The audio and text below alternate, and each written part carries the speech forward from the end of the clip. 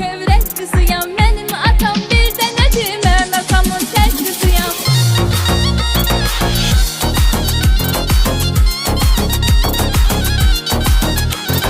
Mən atamın qadasını alam, qoymadı mən üzgün olam. Çəkdi sığal tellərimə, dedi ki mənim baldı balam. Çəkdi sığal tellərimə, dedi ki mənim baldı balam.